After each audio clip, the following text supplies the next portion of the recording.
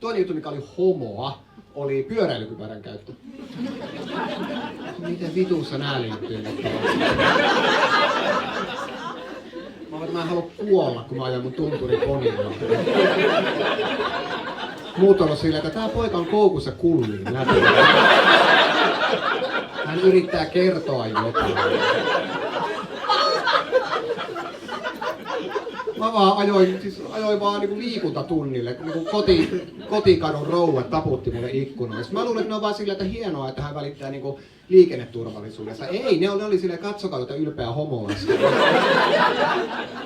Vittu. Tietämättäni järkkäsin Pohjois-Pohjanmaan ensimmäisen gay pride.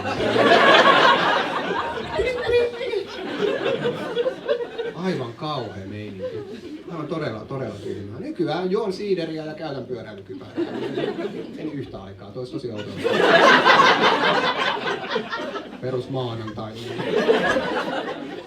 Todella outo juttu. Helsingissä käyn pyöräilybaana. Siellä mä pyöräilen niin kuin iloisena, käytän pyöräilykypärää todellakin. Edelleen voi pelastaa mun hengen. Jos jotakin käy, ainut hinta, mikä maksan siitä kypärästä on, että aina kun se on mun päässä, niin pohjaton miehen jano sydämessä.